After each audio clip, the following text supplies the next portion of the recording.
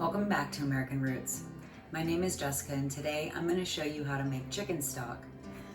I've showed you how to make chicken stock on the stovetop, but today we are going to get it all ready and put it in the crock pot and let it just go slow and low. Let's get started.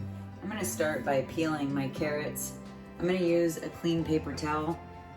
A clean paper towel can just be wadded up and the whole thing can be thrown with that organic matter into the compost. As long as there were no chemicals and there's no printing on your paper towel, you should be okay to use it in your compost. So I'm going to take my carrots and I'm just going to peel them. I've already washed them. I'll wash them again once I peel them.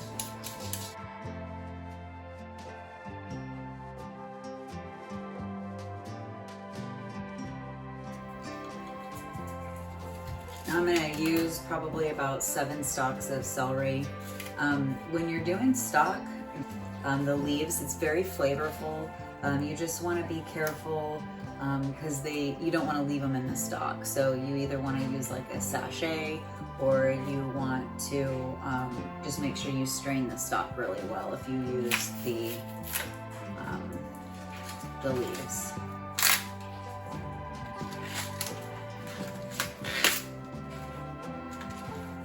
I'm not being like extremely too precise with it. So I'm gonna wash these and we're gonna start cutting them up. Now, when I'm using the celery in stock, I'm typically gonna cut this part off. It can get like rough, kind of dirty, and it's kind of like hard right there. So I just wanna cut like right where the white starts to appear. I'm gonna do that on all the ribs of celery. So I just cut that part off and that goes into the compost.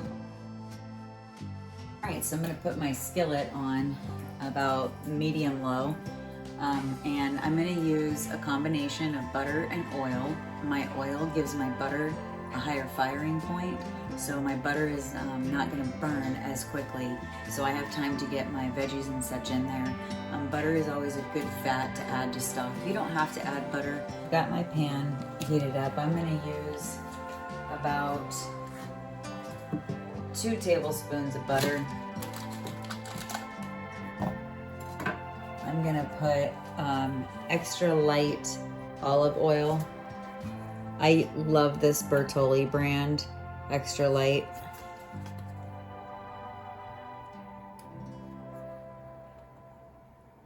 And it's probably about 2 tablespoons. I'm just coating the bottom of the pan.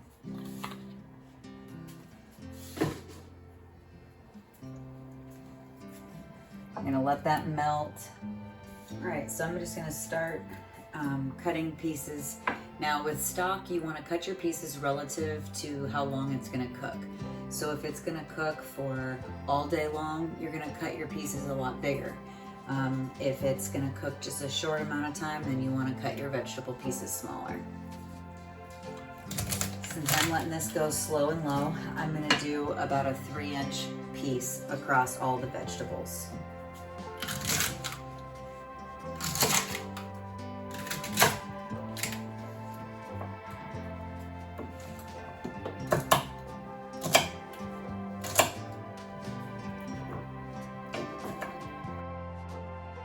You can take your onions, you can leave your paper on or you can take it off, it's up to you.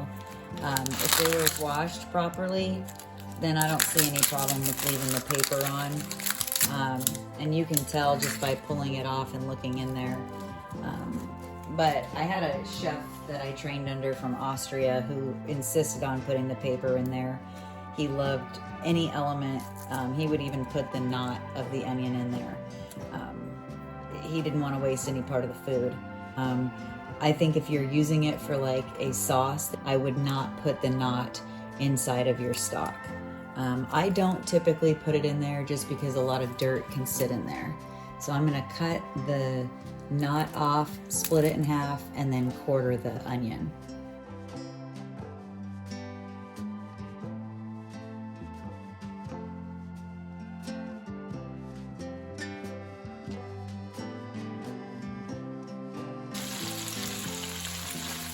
And I'm going to add probably 3 bay leaves, but I'm gonna add the bay leaves when I add the liquid. That way they don't get crunched up when I toss the veggies. And you wanna give them a stir. You can cook these in a stock pot if that's easier. A stock pot makes for easier stirring.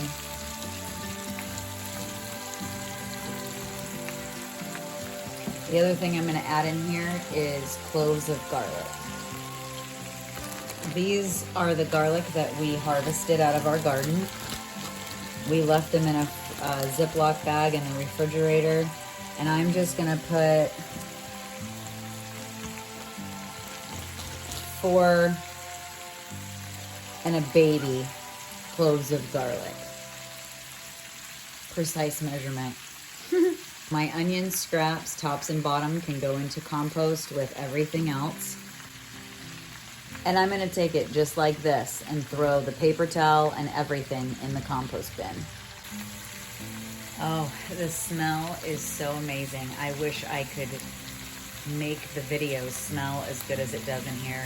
It smells like Thanksgiving. So while these are simmering, I am going to start the oven, and I'm gonna get that nice and hot so I can put the bones in and roast those before we put them in the stock. The bones, I had carcasses in the freezer, and I also had saved one from yesterday and put it in the refrigerator. So I have 1 fresh and 2 frozen. When you're roasting bones, you want them as hot as possible, so I set the oven to 500 degrees. I have the fresh carcass. These are the 2 frozen that I put in the freezer bag together. So I'm gonna let those sit flat on the pan, and I'll put those in to roast.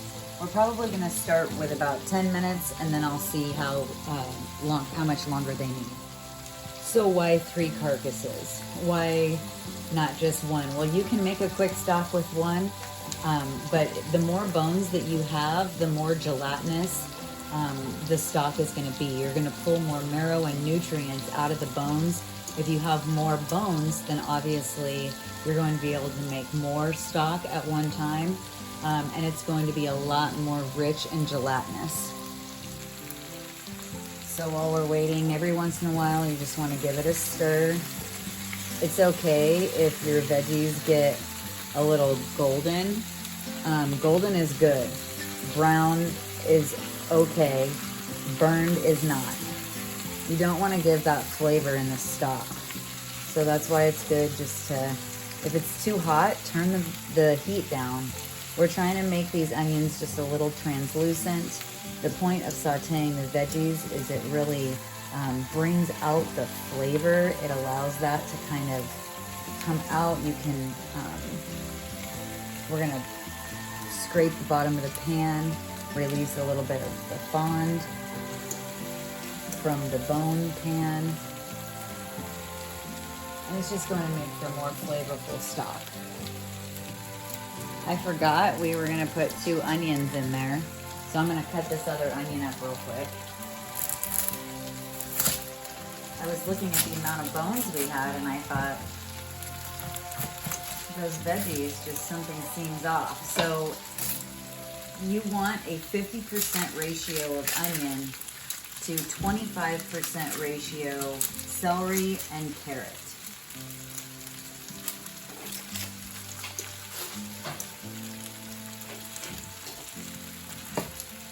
And you don't want the carrot and celery to be too overpowering.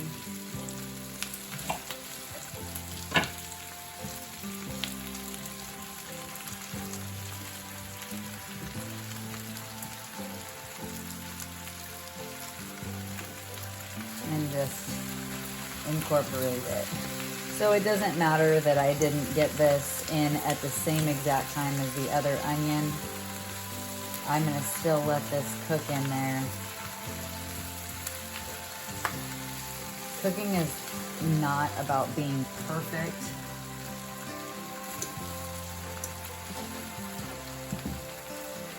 There we go.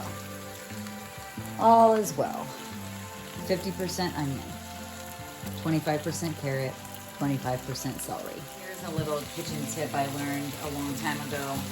If you take your celery and you store it in tin foil, it will last and stay fresh so much longer than if you just leave it in there in the bag.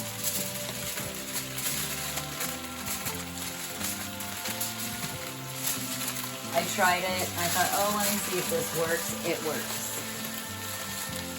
So I just store it just like that in the produce drawer, and it will keep fresh so much longer. Another celery tip to store, you can get like a, you can even use a Tupperware, but this is a Cambro, and you can store it in here, put like a lightly damp paper towel, and it will also keep it extremely fresh in the refrigerator until you're ready to use it. So these veggies have been sauteing for about 10 minutes. They look beautiful, nice and golden.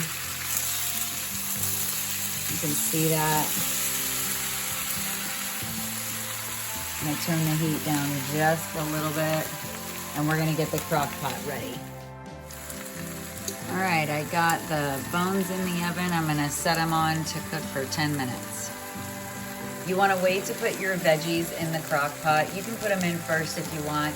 I like to put my bones on in the crock pot first and then cover them with the veggies and the liquid. So that's what they look like after 10 minutes at 500 degrees. I'm gonna put them in for about another 5 minutes. Okay, bones are done. I'm gonna take them out of the oven.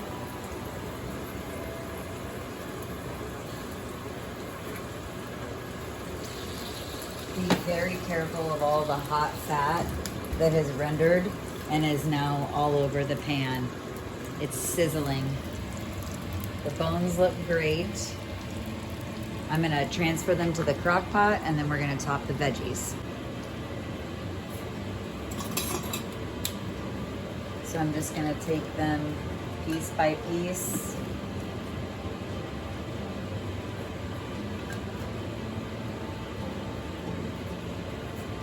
Put them in. And now on the pan, you have what they call the fond. And you want to scrape that off so you can release it by adding a little bit of water to the pan and then just using your tongs and scraping it off. Now, one of the things you could use to deglaze the pan besides water is white wine. I'm just going to use water today.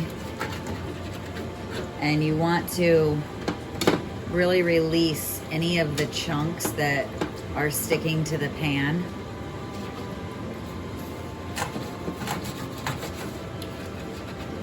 This is gold for that stock flavor. Now that I've put my carcasses in there, I'm gonna top it with my veggies. And you wanna deglaze this pan as well. See, there's a beautiful golden color in there. I want to get that off. So what I do is I'm going to take my deglazed pan from my fond, and you can pour it right in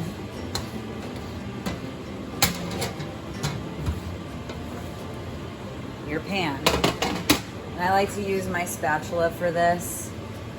And you're just gonna kind of deglaze it.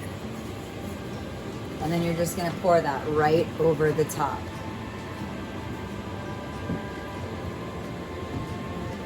Now I have hot bones. I wanna add cold water. You don't wanna add hot water. You don't want it to start to create a cloudy stock. So you wanna make sure you use cold water.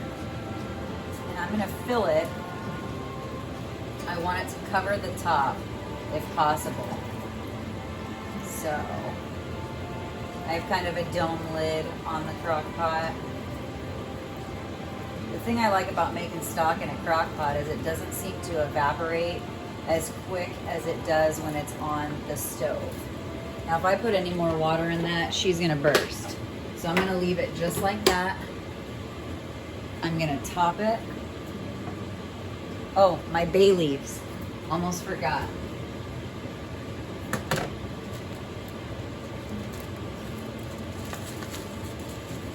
gonna put 3 bay leaves. We're just gonna set it to low. I really enjoy making stock. Not only does the house smell amazing, but then I have what they call chef's gold, and I can use it in any recipe in place of water, and it adds such a robust flavor to my meals. Thank you for taking the time to hang out with me and learn how to make chicken stock. I'm gonna let this cook slow and low, so it's gonna be on all day. I'll link the video down below in the description that shows how we strained the stock and how I stored it in mason jars. It can be stored in the freezer or in the refrigerator. The freezer can be stored for about 6 months, and the refrigerator can be stored for about 7 days. We'll see you next time.